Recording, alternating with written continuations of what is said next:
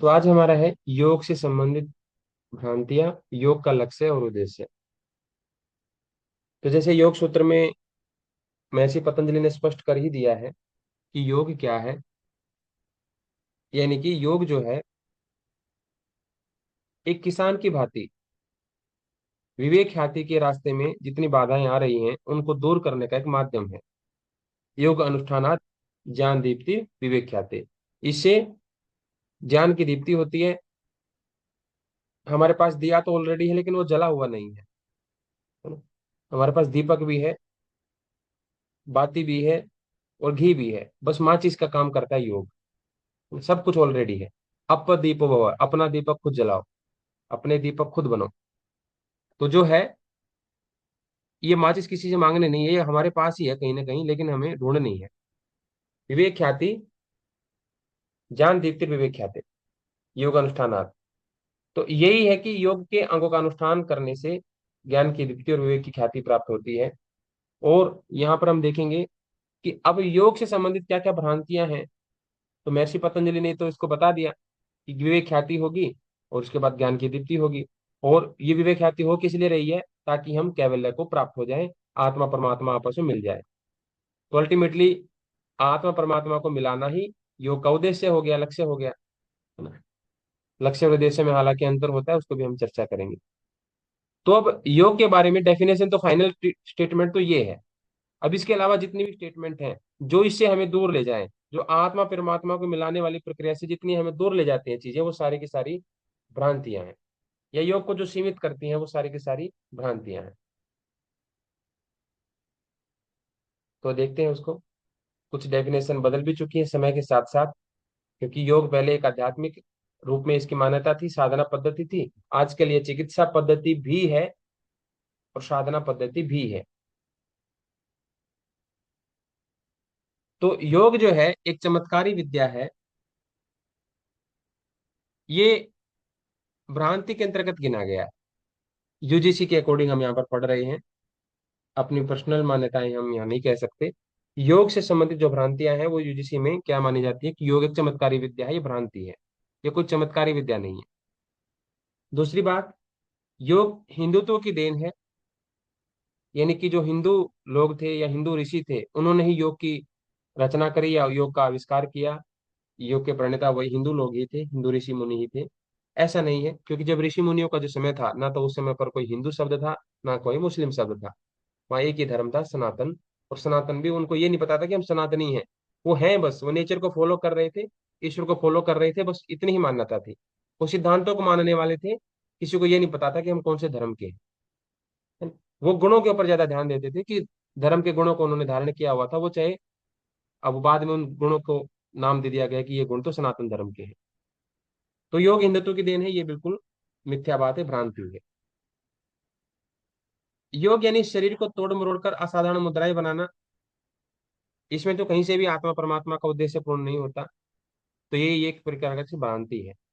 Six pack abs बनाने के लिए योगाभ्यास सबसे अच्छा तरीका है, ये भी एक भ्रांति है।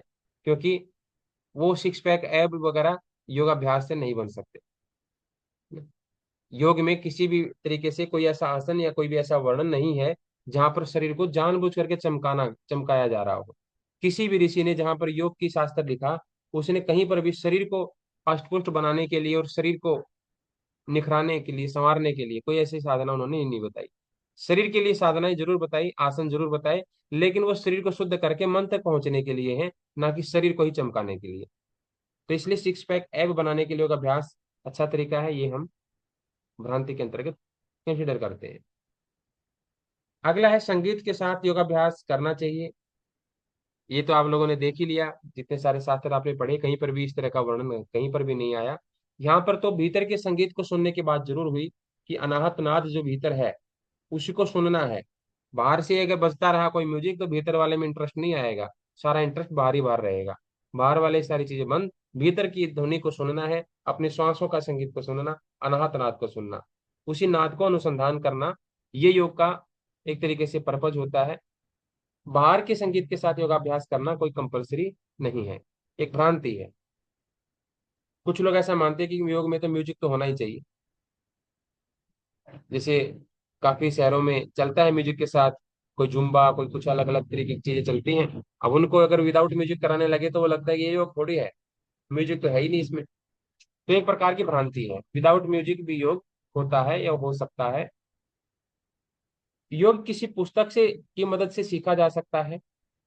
कुछ लोगों को ऐसे भ्रांति है कि योग तो हम पुस्तक पढ़ करके सीख लेंगे, किताबें खरीद लाएंगे उससे सीख लेंगे, लेकिन उसकी उसमें सब इंफॉर्मेशन होगी, उसके बावजूद भी योग नहीं आ सकता।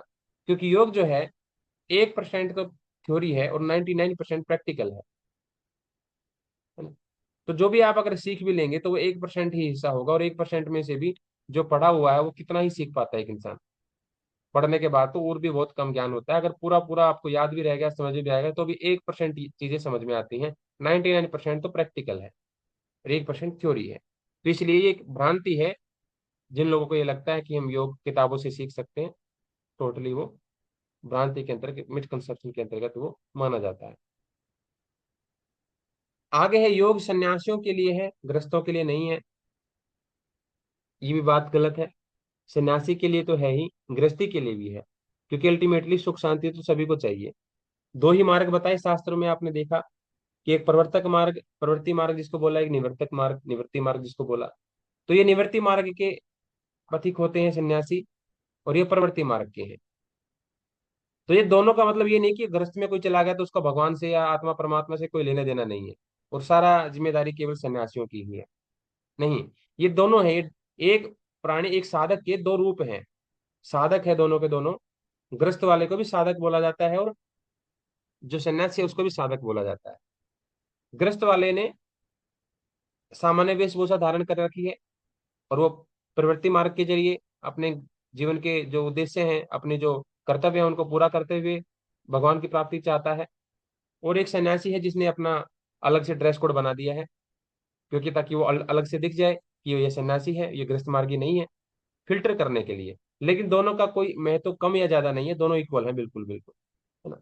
ये बस अपने आप को अलग दिखाने के लिए इनको आवश्यकता भी है, क्योंकि ताकि उनके साथ में गृहस्थों जैसा व्यवहार ना हो, इसलिए इन्होंने निवर्तक मार्ग के लिए ड्रेस कोड बना लिया। और गृहस्थ वालों ने अपनी सामान्य वेशभूषा, पहले तो सफेद होती थी, सबकी सफेद वेशभूषा होती थी, है ना। तो इस तरीके से इन्होंने बना लिया। तो ये दोनों के लिए ही योग साधना है, चाहे योग सन्यासी, चाहे सन्यासी हो चाहे वो गृहस्थी हो, क्योंकि दोनों को ही अपने आत्मा परमात्मा को प्राप्ति करने का उद्देश्य पाना है। शास्त्रों में दोनों का उद्देश्य आत्मा को परमात्मा से मिलाना ही है, चाहे सन्यासी हो चाहे गृहस्थ हो। तो योग दोनों के लिए है। आगे, योग का अभ्यास गुफाओं में ही करना चाहिए। फिर वही बात आ गई, अगर केवल सन्यासी के लिए कहेंगे तो फिर ये गुफाओं वाली बात आएगी। लेकिन गृहस्थी व्यक्ति को अगर योग अभ्यास करना है ना, तो यम नियम आसन प्राणायाम प्रत्याहार धारणा ध्यान समाधि, प्रवृत्ति मार्ग वाला तो हर घटना में संयम को साधने का प्रयास करता है, जीवन की हर एक गतिविधि में यम को, नियम को, प्रत्याहार को, धारणा को, ध्यान को, समाधि को घटित करने का प्रयास वो करता है। इंगेज होकर के, विषयों के बीच में रह करके निर्लिप्त होने का प्रयास वो करता है। सन्यासी है कि वो निकल ही जाता बाहर ही, कोई झंझट मोल नहीं लेता।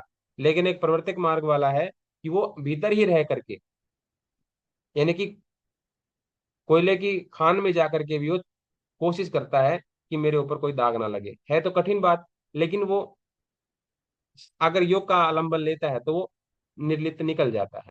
इसी प्रकार से योग का अभ्यास गुफाओं में ही करना चाहिए, ये एक आधा सच है, पूरा सच नहीं है, इसलिए आधा सच और पूरा गलत दोनों को ही भ्रांति के अंतर्गत हम मानते हैं। ये अधूरी सच है, गुफाओं में भी करना चाहिए, लेकिन केवल गुफाओं में ही करना चाहिए ये बात गलत है। ठीक है, गुफाओं में भी करना चाहिए, गुफाओं में ही करना चाहिए बात गलत है, गुफाओं में भी किया जा सकता है। योग का अभ्यास सुबह शाम दोनों समय ही करना है। कुछ लोग ऐसे मानते हैं कि दोनों समय ही योग करना होता है, अगर एक समय कर रहे हैं तो उसको फायदा नहीं होगा, या उसको योग नहीं मानेंगे जो एक समय करता है। तो सुबह भी करना चाहिए और शाम को भी करना चाहिए, है ना। कंपलसरी नहीं है कि आप दोनों समय करें, एक समय भी किया जा सकता है, दो समय भी लोग करते हैं, तीन समय भी साधना होती है, चार समय की भी साधना होती है। सबको अपने समय अनुसार देखा जाता है। किसी ने एक माला जप करी तो भी जप माना जाएगा, 5 माला जप करी तो भी माना जाएगा। यानी कि इसमें कोई ऊंचा नीचा नहीं है। इसको ये नहीं कहेंगे कि भाई वो योगी नहीं है और ये योगी है जो 4 समय करता है या 2 समय 3 समय करता है। किसी भी समय किया जा सकता है, एक समय भी किया जा सकता है। योगाभ्यास करने के लिए शरीर का लचीला होना जरूरी है, ऐसा कोई जरूरी नहीं है। लचीलेपन की कोई आवश्यकता नहीं होती है, क्योंकि योग के बहुत सारे वेरिएशन हैं। अल्टीमेटली शरीर को शुद्ध करके मन तक पहुंचना उद्देश्य है। चाहे शरीर लचीला हो चाहे शरीर कड़ा हो, उससे कोई लेना देना नहीं। शरीर शुद्ध हो जाएगा तो लचीलापन अपने आप आ जाता है। तो योग करने के लिए शरीर का लचीला होना चाहिए। ये भ्रांति है, ध्यान रखें, भ्रांति है। कोई रिक्वायरमेंट नहीं, हार्ड एंड फास्ट रूल नहीं है कि लचीला होना ही चाहिए। ये भ्रांति के अंतर्गत माना जाएगा, कोई आवश्यकता नहीं है। जब भी वहां कहीं पर भी योग लिखा हो तो आपको अष्टांग योग मान लेना है ना। कहीं पर भी अगर मान लो ये इस तरह के क्वेश्चन जो ना अभिकथन वाले क्वेश्चन में बनते हैं, तो वहां पर आपको ये समझना है कि यम नियम के लिए, यम नियम का पालन करने के लिए क्या आपको शरीर की फ्लेक्सिबिलिटी जरूरत है? यम नियम का पालन आपको करना है, मान लो प्रत्याहार करना है, ध्यान करना है, धारणा करनी है, समाधि लगानी है, तो क्या उसमें लचीलेपन की जरूरत है? आपको लगेगा नहीं। शरीर का लचीलापन कहाँ चाहिए? केवल और केवल आसन में चाहिए। तो आसन तो केवल एक अंग हुआ, 8 अंगों में से केवल एक अंग है आसन, और उसमें भी कोई ऐसी जरूरत नहीं है कि लचीलापन ही चाहिए। बहुत सारे आसन है बिना लचीलेपन के भी हो जाते हैं। ठीक है, तो ऐसा ये अधूरा सच है, और अधूरा सच भ्रांति के अंतर्गत ही गिना जाता है। तो योग करने के लिए शरीर लचीला होना कोई जरूरी नहीं है। फिर आगे है, किसी किसी को ये रहता है कि योग में वेरिएशन कम है, विविधताएं कम है। यहाँ पर जब योग में वेरिएशन की बात आती है तो आसनों की बात हम यहाँ पर कर रहे हैं। अगर हम योग को आसन भी कोई मानता है और ये कहता है कि योग में वेरिएशन कम है, तो इतने आसन है कि रोज रोज वो अलग अलग आसन करे तो भी पूरी जिंदगी खत्म नहीं होंगे, इतने आसन है। तो ये भी एक गलत धारणा है कि योग में वैरायटी कम है, वेरिएशन कम है, अनंत है।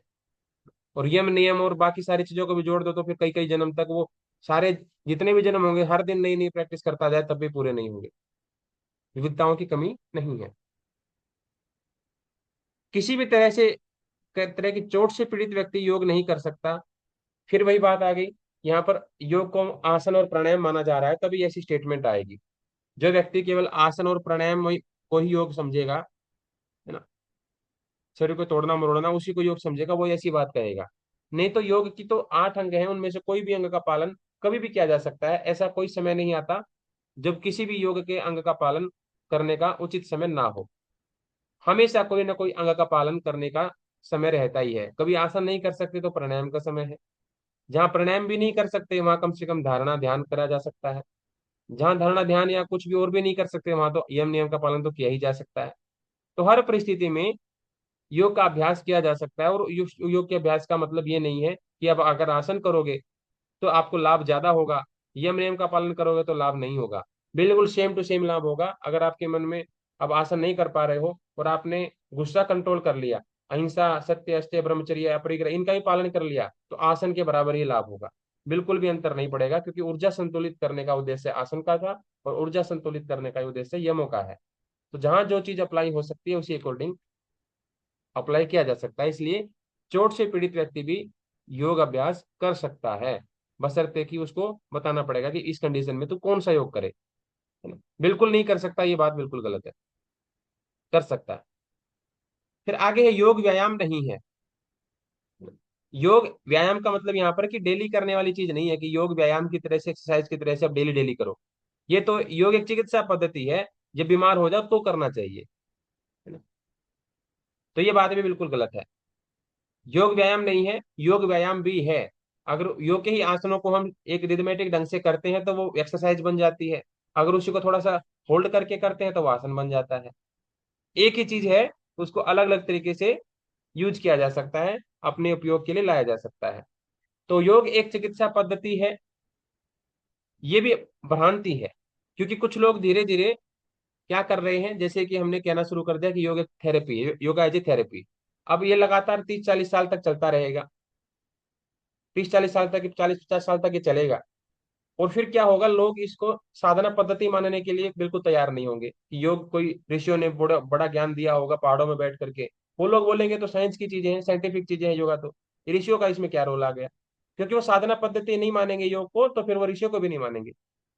उनको हर एक चीज फिर साइंस नजर आने लगेगी, क्योंकि योगा में धीरे धीरे साइंटिफिक रिसर्च वगैरह ऐसी हो रही है, तो उनको लगेगा ये भी यूरोप से ही आया होगा, रिसर्च वगैरह तो वहीं पे होती है। है ना, उसको भारतीय ऋषियों की देन कोई नहीं समझेगा। तो धीरे धीरे हो जाता है ऐसा ही। जैसे 1980 में कल वाली कक्षा में बताया, जैसे किसी ने पहले पूछा कि आयुर्वेद में इतना दम है तो फिर ये टीका वगैरह ये सारी चीजें बोल रहे हो तो आयुर्वेद में क्यों नहीं है?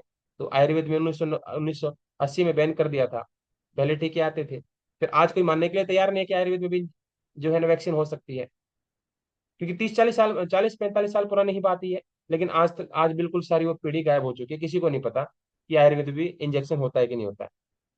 ठीक है, तो ऐसे ही योग एक चिकित्सा पद्धति है, ये भी एक भ्रांति है, ऐसा सच नहीं है। योग एक चिकित्सा पद्धति भी है, ये तो सच है, लेकिन केवल योग एक चिकित्सा पद्धति ही है, ये गलत है। ठीक है, अब देखो एक एक चीज को सिद्ध करने के लिए कितना मेहनत करनी पड़ेगी कि योग एक साधना पद्धति है। इस बात को मनवाने के लिए भी कितने सारी अवेयरनेस की जरूरत पड़ेगी इन फ्यूचर। तो ये जो है एक भ्रांति के अंतर्गत ही हमें मानना है। योग से सभी रोगों का इलाज संभव है, ये भी एक भ्रांति के अंतर्गत ही माना जाएगा, क्योंकि यहाँ पर हम साइंटिफिक एविडेंस की बात करेंगे, है ना। यहाँ पर हमारा दृष्टिकोण होगा साइंटिफिक अप्रोच के साथ हम बात करेंगे। अगर साइंटिफिकली हम देखें तो ऐसा दावा करना कि योग से सारी बीमारियां ठीक हो सकती हैं, ये भी एक गलत बात है, मिथ्या धारणा है, भ्रांति। ऐसा संभव नहीं है। नहीं तो फिर अगर योग से सारी बीमारियों का इलाज हो सकता तो फिर बाकी किसी पैथी की जरूरत ही नहीं है। ठीक है, ऐसा नहीं होता। काफी बीमारियों का इलाज हो जाता है, लेकिन ये जब एक्सट्रीम कोई चीज पहुंच जाती है तो योग भी उसमें कुछ नहीं कर पाता। ठीक है, वो एक सृष्टि का विधान, विधि का विधान जो होता है वो तो फिर होता ही है। इसलिए ये बात बिल्कुल गलत है कि सारे रोगों का इलाज संभव है, ये भ्रांति है।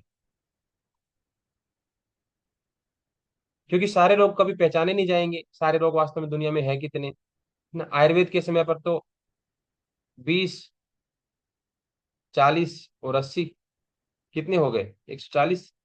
इस 140 की कैटेगरी फिर सब कैटेगरी हो गई, तो उन्होंने रोगों को बांटा हुआ था। अब जितना लाइफस्टाइल चेंज हो रहा है उतनी सारी बीमारियां बढ़ रही हैं, नई नई बीमारियों के नाम बढ़ रहे हैं, है ना। आजकल तक भी 4,500-5,000 बीमारियां, 5,500-4,000-5,000 तो मैंने कम बोल दिया, 8-9 हजार बीमारियां आज के समय पर हैं, अगर मॉडर्न मेडिकल साइंस के अकॉर्डिंग देखेंगे तो अलग अलग बीमारियां। तो अब उन टोटल बीमारियों का ही पता नहीं है, तो टोटल बीमारियों को, सारी बीमारियों के इलाज का दावा हम कैसे कर सकते हैं, वो गलत होगा। क्योंकि बीमारियां बढ़ती जा रही हैं, तो फिर हम योग को सभी रोगों का इलाज संभव है ऐसा बोलना व्यर्थ होगा। तो ये योग से संबंधित कुछ भ्रांतियां हैं। फिर आगे है, कुछ लोगों का ऐसा मानना है ना, जो ये नई नई पीढ़ी है जो 2000 के बाद जिनका जन्म हुआ होगा, या जिन्होंने जब आंख खोली तो वर्तमान सरकारी जिन्होंने देखी होगी, तो उनको तो लगता है कि योग के प्रणेता तो प्रधानमंत्री हैं, या योग के प्रणेता तो कोई बाबा हैं, है ना। ये योग का तो जो भी विस्तार हुआ, जो विकास हुआ, वो इसी काल में हुआ बस। ये कुछ कोई कोई तो ये मानेगा कि ये कोरोना के बाद ही योग आया, क्योंकि सब ऐसे अंधकार में है, सबका अपना अपना नॉलेज होता है। जब उनको कोई नई चीज पता लगती है तो लगता है कि आज ही सब कुछ हुआ है। कोई 10 बजे उठेगा और बोलेगा कि सुबह हो गई, है ना, सुबह तो 4 बजे हो चुकी है, वो 10 बजे उठा तो उसके लिए दिन अभी शुरू हुआ, बोला मेरे लिए तो अभी हुई है। तो ऐसे वाले अप्रोच वाले भी लोग होते हैं। तो ये भी एक गलत धारणा है कि योग का विश्व स्तर पर जो विस्तार है वो पिछली सदी में ही हुआ है। हाँ, ये कह सकते हो सोशल मीडिया पे विस्तार पिछली सदी में हुआ है, नहीं तो ग्राउंड लेवल पर और परंपराओं में तो योग जो है ना बहुत पुराना, रचा बसा हुआ है, बहुत प्राचीन है। लेकिन व्यापक रूप में नहीं था, प्रकट रूप में नहीं था। जैसे शास्त्रों में गुप्त रूप में विद्यमान है, वैसे ही व्यवहार में भी गुप्त रूप में विद्या विद्यमान थी। अब बात करें इस योग के लक्ष्य की, तो महर्षि पतंजलि ने तो बता ही दिया कि योग का लक्ष्य क्या है। योग अनुष्ठानात ज्ञान दीप्ति विवेक ख्याति, ज्ञान की दीप्ति हो जाए, विवेक ख्याति हो जाए। विवेक ख्याति की प्राप्ति क्यों करनी है? ताकि आत्मा आत्मा और प्रकृति का, पुरुष और प्रकृति का भेद समझ में आ जाए, कैवल्य हो जाए। कैवल्य को बोलते हैं मोक्ष। तो यानी कि योग का लक्ष्य वही है जो मनुष्य के जीवन का लक्ष्य है। मनुष्य के जीवन का लक्ष्य क्या है? वो है मोक्ष की प्राप्ति। हम इस संसार में आए क्यों हैं? हमें एक, जैसे हम खेल कर रहे हैं, है ना, हम कोई खेल खेलते हैं तो एक बार उसकी बारी आ जाती है, एक बार उसकी बारी आ जाती है, ऐसे पलटता रहता है। तो ऐसे ये खेल चल रहा है 84 लाख योनियों का। अब ये मनुष्य शरीर मिल गया है, तो मनुष्य शरीर मिलने के बाद भगवान इंतजार कर रहा है कि ये व्यक्ति इस मनुष्य शरीर का क्या इस्तेमाल करेगा। वो बस बैठा बैठा देख रहा है एम्पायर की तरह से। जिस दिन बोला कि देखेगा ये व्यक्ति करेगा क्या, फिल्मों में देखते हैं ना, देखे इधर पलट के देखेगा कि नहीं देखेगा, बस अब ऑब्जर्व करते रहते हैं। परमात्मा ऐसे कर रहा है। तो उसने बताया हुआ है कि मानव जीवन का लक्ष्य तो मुझ तक पहुंचना है कि तुम मेरे तक वापस आ जाओ, मैंने छोड़ दिया तुम्हें, वापस आ जाओ, मोक्ष की प्राप्ति। और उस मोक्ष की प्राप्ति कराने के लिए परमपिता परमात्मा ने ऋषियों के माध्यम से, हमारे पूर्वजों के माध्यम से योग नामक विधा हम तक पहुंचाई, है ना। और उसी लक्ष्य को प्राप्त कराने के लिए योग हमें एक साधन के रूप में दे दिया, क्योंकि मोक्ष प्राप्त करना पहाड़ चढ़ने के समान है, तो सहारा चाहिए, डंडी चाहिए, वो डंडी का काम करता है योग। योग जो हमारा सहायक है, यानी कि जो मनुष्य जीवन का चरम लक्ष्य है, वही योग का भी लक्ष्य है। वो लाठी क्या कर रही है, वो बूढ़ा जो चाह रहा है, बूढ़ा 10 कदम आगे चलना चाह रहा है, तो लाठी का भी उद्देश्य वही है कि 10 कदम आगे चलना चाह रही है बस वो। बूढ़ा कह देगा कि मुझे बैठना है, तो लाठी भी बैठ जाएगी, खत्म, उसको साइड में रख दिया जाएगा। तो योग तो सहायक की तरह से है, जो मनुष्य, मानव जीवन जो का जो लक्ष्य है, मोक्ष प्राप्ति, वही योग का भी लक्ष्य है। लेकिन अलग अलग शास्त्रों ने मोक्ष को अलग अलग शब्दों से संबोधित किया। जैसे महर्षि पतंजलि कैवल्य कह देते हैं, यही मोक्ष है। सांख्य दर्शन कपिल मुनि के अनुसार मुक्ति कहा गया, त्रिविध तापों की शांति, त्रिविध दुखों की मुक्ति, इस सांख्य दर्शन में कपिल मुनि ने कहा। हठ योग ने कहा राजयोग की प्राप्ति। ये अलग अलग जो है, हठ योग के अनुसार जीवन का चरम लक्ष्य है, या योग का लक्ष्य राजयोग की प्राप्ति है। सांख्य दर्शन के अनुसार दुखों से मुक्ति है। योग दर्शन में इसी को कैवल्य कहा कि मानव जीवन का लक्ष्य जो है कैवल्य की प्राप्ति है। इसी मोक्ष को अपवर्ग भी कहा गया, इसी को मुक्ति भी कह दिया गया, निश्रेष कह दिया वैशेषिक दर्शन ने, है ना। अभ्युदय निश्रेष सिद्धि सा धर्मा, और उसको तो कर्तव्य बता दिया। वैशेषिक दर्शन ने भी योग करना या अभ्युदय और निश्रेष कर्तव्य बता दिया। और भगवान श्री कृष्ण ने भी कर्तव्य ही बताया 6वें अध्याय में, योगो निर्वण चेतसा, बिना उकताए हुए मन से कर्तव्य मान करके करना चाहिए, है ना। तो ये जो है, इस तरीके से योग का लक्ष्य बताया गया। अब आते बात लक्ष्य और उद्देश्य की। एक होता है लक्ष्य और एक होता है उद्देश्य। हालांकि कई बार एक ही अर्थ में दोनों का इस्तेमाल किया जाता है, कि लक्ष्य और उद्देश्य एक ही मान लिए जाते हैं। लेकिन जहां पर दोनों अलग अलग विद्यमान हो, तो फिर दोनों को अलग अलग ही मानना पड़ता है ना। जैसे लक्ष्य तो है परमात्मा की प्राप्ति, मोक्ष की प्राप्ति, योग का। लेकिन उद्देश्य की अगर बात करेंगे, है ना, कोई हार्ड एंड फास्ट ऐसा नहीं है, एग्जामिनर किसी भी दृष्टिकोण से दे सकता है। वो उद्देश्य को लक्ष्य बना करके भी दे सकता है, और लक्ष्य को वो उद्देश्य बना करके भी क्वेश्चन पूछ सकता है।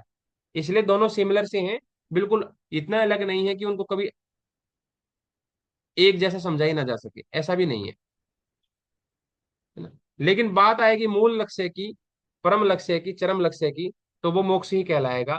और बात आएगी उद्देश्यों की, तो उद्देश्य के अंतर्गत ये सारी चीजें सम्मिलित हो सकती हैं। जैसे योग का उद्देश्य है कि प्रकृति विरोधी जीवन शैली में सुधार किया जाए। अब ये थोड़ी सांसारिक लेवल की बातें होंगी, कि प्रकृति विरोधी जो लाइफस्टाइल है हमारा, नेचर के अगेंस्ट में जो हम जीवन शैली अपना रहे हैं, नेचर की एक भी नहीं सुन रहे हैं। शरीर कहता है भोजन डालो बॉडी में, नहीं डालना, 10 बजेंगे तब डालेंगे, 9 बजे भूख लगे तब नहीं डालेंगे, डॉक्टर ने कहा था 10 बजे, तो 10 ही बजे डाला जाएगा। तब तक 10 बजे तक शरीर क्या करता है, अपने अपने को जैसे तैसे एडजस्ट कर लेता है, फिर भूख शांत हो जाती है। या शरीर कहता है 9 बजे डालो, लेकिन 8 बजे डाल देंगे, शरीर की नहीं सुनेंगे। या तो 1 घंटा पहले डाल देंगे, 1 घंटा बाद, शरीर की नहीं सुनी जाएगी। तो ये प्रकृति विरोधी जीवन शैली में सुधार करना योग का उद्देश्य है। योग धीरे धीरे हमें ये एहसास करा देता है कि प्रकृति के साथ चलना कितना जरूरी है। क्योंकि हमारे ज्ञान का पर्दा जब जब हटता है ना, तब तब हम प्रकृति के नजदीक आते हैं, जो स्थूल प्रकृति है, नेचर है, और इसकी महत्ता को, हम इंपॉर्टेंस को हम समझते हैं। इसलिए हमारी लाइफस्टाइल में सुधार होता है योगाभ्यास करने के बाद। शारीरिक रोगों से मुक्ति, योगाभ्यास करते हैं तो फिजिकल डिसऑर्डर जितने भी होते हैं उससे मुक्ति मिलती है। और व्यसन से मुक्ति, व्यसन का मतलब होता है नशा, आदत, व्यसन गलत आदतें, गलत आदतें।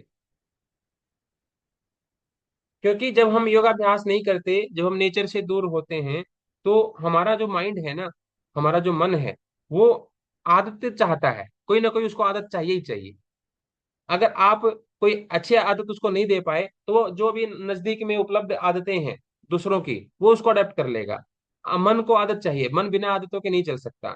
जैसे हमें भी एक सिस्टम चाहिए। अब मैं एक दिन आपकी क्लास लेने लग जाऊँ 8 बजे, अगले दिन 8:30 बजे, अगले दिन एक 9 बजे, अगले दिन 11 बजे, तो कोई परेशान हो जाएंगे विद्यार्थी, है ना। सब परेशान हो जाएंगे क्योंकि इससे सारा सिस्टम बिगड़ जाएगा। हर कोई चाहता है कि एक सिस्टम बन जाए कि एक ही समय हो, उसी समय पर कक्षाएं चलती रहें, और एक पूरा उसी के अनुसार रूटीन सेट हो जाए। तो ऐसे ही मन का भी एक स्वाभाविक ये नेचर है, क्योंकि भले वो कितना ही चंचल है, लेकिन चंचल व्यक्ति भी व्यवस्था चाहता है। कितना ही कोई बेईमान हो, वो भी चाहता है कि मेरा साथी ईमानदार होना चाहिए। अगर वो खुद बेईमान है और उसका साथी भी बेईमान है, घबराने लग जाएगा वो ये चाहेगा कि मैं बड़े बेईमानी करूं, लेकिन मेरा मित्र है ना, वो मेरे प्रति वफादार रहे, ईमानदार रहे। इसलिए मन भले कितना चंचल है, उसको भी कहीं ना कहीं से तो चाहिए कि मेरे को कोई कंट्रोल करने वाला हो। तो ऐसे ही मन को अगर योग के जरिए नियंत्रित ना किया जाए, तो मन जो है आसपास जितनी भी बुरी आदतें हैं उस सांचे में अपने आप को ढालने लग जाता है, और वो सारी चीजें बैकग्राउंड में चल रही होती हैं। फिर हम जैसे ही योग का पालन करना शुरू करते हैं, तो उस सांचे को छोड़ करके, जो उस हैबिट को छोड़ करके मन फिर कह देता है कि तो तुम योग कर लो, नहीं तो मैं भोग में लिप्त रहूंगा। कोई ना कोई चीज तो चाहिए ना टाइम पास करने के लिए, या तो भोग में रहूंगा या योग में रहूंगा। तुमने योग आज तक किया नहीं, तो मैं भोग में था। जब योग करने लग जाओगे तो योग में आ जाएंगे। तो ऐसे ही व्यसनों से मुक्ति, गलत आदतों से मुक्ति भी योग का उद्देश्य होती है। और तनाव से मुक्ति पाना, मानसिक शांति प्राप्त करना भी योग का उद्देश्य है। कि हमारा जो स्वभाव है शांति, हमारी नेचर है शांति। अब कोई पूछे तुम्हारी नेचर क्या है, बोले मेरी नेचर है ना ऐसी है कि मैं जल्दी जल्दी गुस्सा हो जाता हूँ। जल्दी जल्दी गुस्सा होने वाला नेचर नहीं है तुम्हारा। ये किसी और ने बताया या तुमने अपना मोटा मोटी अपने एनालिसिस किया, तो अपना एक कंक्लूजन निकाल दिया मोटा मोटी कि मेरे को तो मैं शॉर्ट टाइम पढ़ूं, मैं जल्दी गुस्सा हो जाता हूँ, मैं फूडी हूँ, ज्यादा भोजन खाता हूँ। अरे मूल स्वभाव ये नहीं है। ये तो गलत आदत है, 5 से 10 साल से लगना, कोई चीज करने लग जाओ तो लगता है ये हमारा नेचर है ना। 15-20 साल से, 30 साल से जो भी आदतें हम अपनाते चले जाएं, उसको लगता है ये हमारा नेचर है। वो नेचर थोड़ी है, वो तो तुमने अडॉप्ट किया है। मूल नेचर की बात अगर करेंगे तो गहराई में खोजना पड़ेगा कि मूल नेचर क्या है। मूल प्रकृति, मूल प्रकृति हमारी शांति है। हमारी हैबिट शांति है। हम पीसफुल रहना चाहते हैं, हमेशा शांत रहना चाहते हैं। तो वापस हमें तनाव से मुक्त करके मानसिक शांति की तरफ जो ले जाए, वो योग होता है। उससे मानसिक शांति मिलती है, क्योंकि वापस हमें हमारी जो बाहर की पहचाने हैं, जैसे हम कोई बोलने लग जाए मेरा नाम रमेश है, वैसे ही वो ये कह रहा है कि मैं फूडी हूँ। दूसरों ने बताया था उसका नाम रमेश है, दूसरों ने कह दिया कि उसको फूडी है, तो इसने मान लिया कि मैं आज से फूडी हूँ, और फूडी में उसको प्राउड फील होने लग गया। ये सारी पहचानें दूसरी हैं, दूसरों के द्वारा दी गई हैं। ना तो ये पहचान हमारी है, ना ये पहचान हमारी है। शॉर्ट टेम्पर्ड, जल्दी जल्दी गुस्सा हो जाता हूँ, या मैं जल्दी जल्दी भूलने की समस्या है मुझे, मैं जल्दी भुलक्कड़ हूँ। दूसरों ने कह दिया, 5 10 20 लोगों ने कह दिया कि भुलक्कड़ हो, तो अपने आप को भुलक्कड़ समझ लिया। ये अपने आप का ही गलत आकलन कर लिया कि मैं भुलक्कड़ हूँ, जबकि रियलिटी से बिल्कुल अपोजिट है। ये सारी पहचानें हमारे गलत आकलन से या दूसरों के गलत गाइडेंस से पैदा हुई है। इनमें से कोई भी रियलिटी नहीं है। चाहे कोई भी व्यक्ति हो, चाहे वास्तव में वो भूल भी जाता हो, लेकिन फिर भी उसकी स्मृति शक्ति बहुत ज्यादा है, क्योंकि इंसान को मनो भगवान नहीं बनाया, और भगवान ने कोई कमी नहीं छोड़ी है। वो जितनी चाहे वो अपनी मेमोरी पावर को बढ़ा सकता है, स्वामी विवेकानंद की तरह से। तो मानसिक शक्ति का विकास और रचनात्मक शक्ति का विकास करना, ये योग का उद्देश्य है। क्योंकि योग से क्या होता है, ये भुलक्कड़पना जो पहले था, ये शॉर्ट टेम्पर्ड जो होना था, ये फूडी जो होना था, वो सारा धीरे धीरे क्या होता है, नष्ट हो जाता है। और जैसे जैसे हमारी मेंटल पावर बढ़ती है, तो फिर हमें सारी चीजें याद होने लगती हैं। कि भाई 40 साल पहले तक कुछ याद नहीं रहता था, 41वें साल में योग करना शुरू किया, अब देखो बढ़िया मजे आ गए, सारी चीजें याद आने लग गई। जो अब पढ़ता हूँ सारी याद हो जाती है। स्कूल टाइम में याद नहीं हुई, बचपन में तो बोलते रिसीविंग पावर ज्यादा होती है, उसमें भी याद नहीं हुई, लेकिन योग अभ्यास करने के बाद सारी चीजें दोबारा से, जो सोई हुई शक्तियां होती हैं, माइंड का जो इनएक्टिव हिस्सा है, वो सारा सक्रिय होकर के मेंटल पावर हमारी बढ़ जाती है, और क्रिएटिविटी बढ़ जाती है, रचनात्मकता बढ़ जाती है हमारी। योग अभ्यास हमें मूल से जोड़ देता है, जहां पावर हाउस से डायरेक्ट कनेक्शन कर देता है हमारा, ऊर्जा के मुख्य स्रोत से हमारा जुड़ाव बना देता है, और इससे हमारा विस्तृत दृष्टिकोण बन जाता है। अभी हम केवल एक कुएं के मेंढक की तरह से चीजों को देख पाते हैं, फिर हमारा विजन थोड़ा बड़ा हो जाता है। पहले केवल मैं दिख रहा था, मैं के अलावा कुछ नहीं दिख रहा था, फिर वो हम देखने लग जाता है, हम। फिर वो हमसे और थोड़ा सा बड़ा हो जाता है, कि हम 5 लोग ही नहीं है परिवार, हमारा समाज भी हमारा ही परिवार है। जैसे परिवार में अच्छे बुरे सब लोग जैसे तरह के लोग होते हैं, शॉर्ट टेम्पर्ड, गाली गलौज भी करते हैं, घर परिवार के लोग भी करते हैं, ऐसे समाज में भी सब गंदगी है। लेकिन फिर भी समाज है तो हमारा ही, है ना। ये देश हम फिर भी तो हमारा ही है। ये विश्व भी तो हमारा ही है, क्योंकि परमात्मा हमारे हैं, भगवान ने बनाया है। हम परमात्मा के, परमात्मा हमारा, तो परमात्मा की बनाई हुई चीज हमारी। भले वो हमसे अलग अलग हो गए, नाराजगी है, वो एक अलग बात है। लेकिन विस्तृत दृष्टिकोण का विकास योगाभ्यास के बाद ही होता है, क्योंकि जितने जितने अज्ञानता दूर होती जाती है, उतना मैं का विस्तार होता चला जाता है, आत्मीयता बढ़ती चली जाती है। पहले एक व्यक्ति से प्रेम था, अब पूरे परिवार से होने लग गया। पहले एक आदत से प्रेम था, एक मोबाइल से प्रेम था, फिर पूरे परिवार से, फिर धीरे धीरे परिवार से होता हुआ समाज से हो गया, समाज से होता हुआ पूरे विश्व से हो गया, देश से, पूरे विश्व से प्रेम हो गया। तो ऐसे ही विस्तृत दृष्टिकोण योग विकसित कर देता है। हमारी भावनाएं शुद्ध हो जाती हैं, उनमें जो भी गार्बेज है, जो भी इमोशनल टॉक्सिन्स है, वो सारे के सारे हट जाते हैं। हमारा व्यवहार शुद्ध हो जाता है, जिसके साथ जैसा व्यवहार करना चाहिए वैसा व्यवहार करने की हमारे भीतर क्षमता आ जाती है। छोटे बच्चों के साथ स्नेह, हम उम्र के साथ प्रेम, बड़ों से आदर, और विद्वानों के प्रति श्रद्धा, गुरुजनों के प्रति श्रद्धा, ये व्यवहार हमारा सही हो जाता है योगाभ्यास करने के बाद, रिसेट हो जाता है। चरित्र की शुद्धि हो जाती है।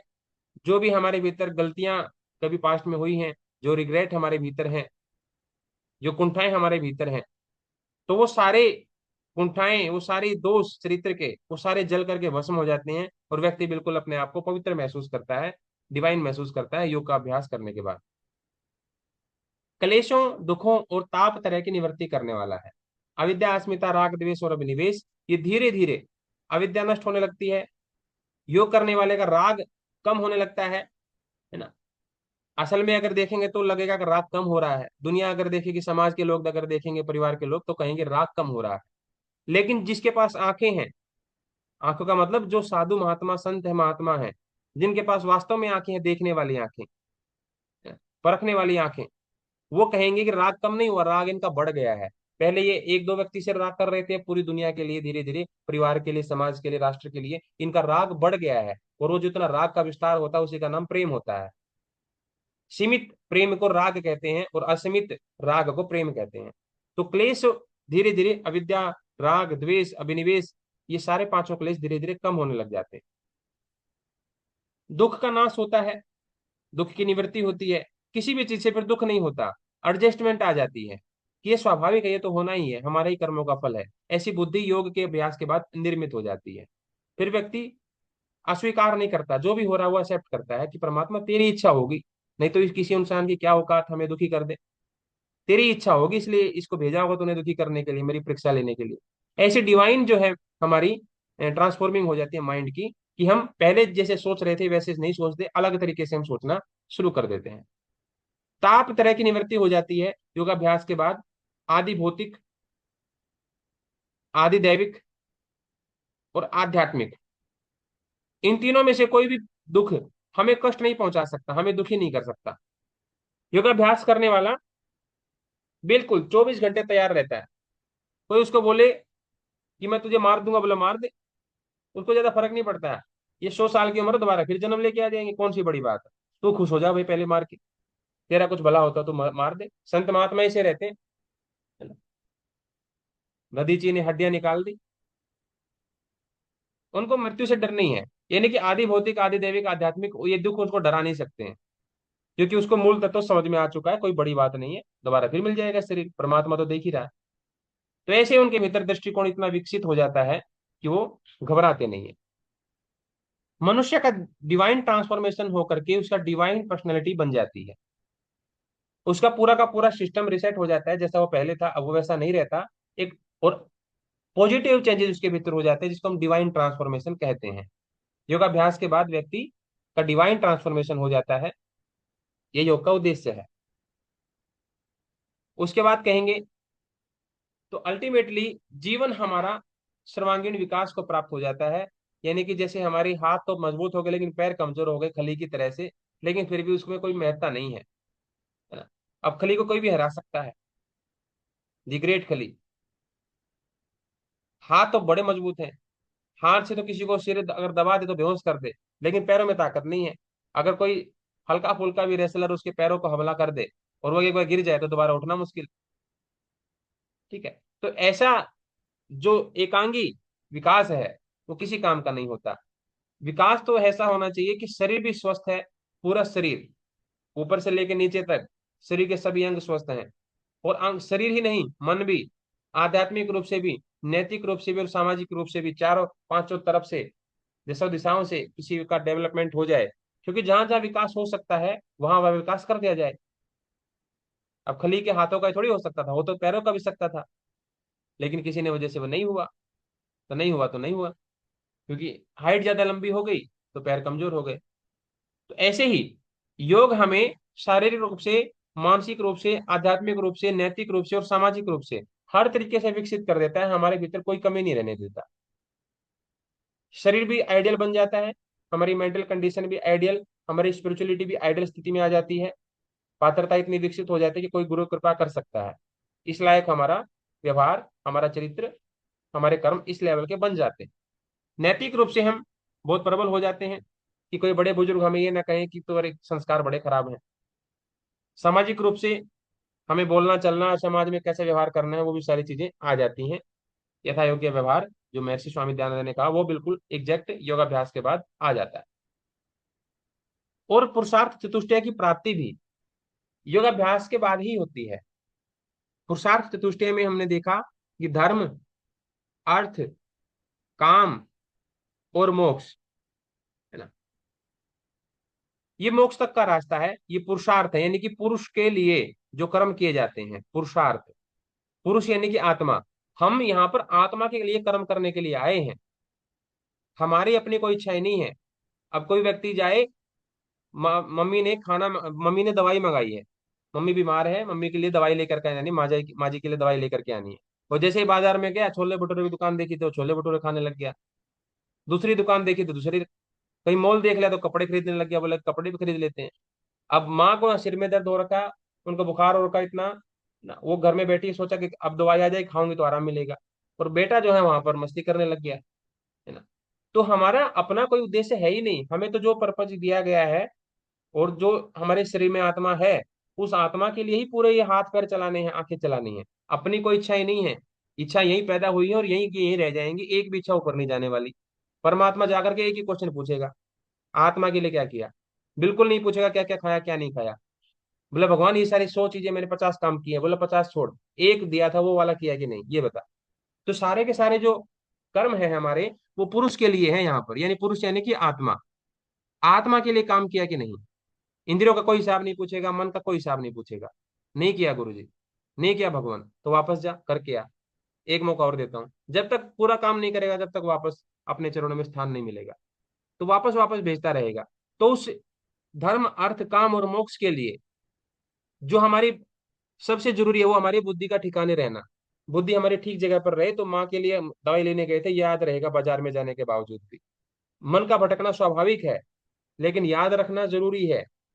भटकना भले स्वाभाविक है, लेकिन याद रखना और भी ज्यादा जरूरी है कि किसके लिए, किस काम के लिए आए हैं, है ना। उतना काम करके पहले वापस जाओ, समय बचे तो मौज मस्ती कर लो, नहीं तो वापस अपना कर्तव्य पहले पूरा करो। और इतना समय कभी नहीं मिलने वाला कि मौज मस्ती करी जा सके, मनमानी करी जा सके।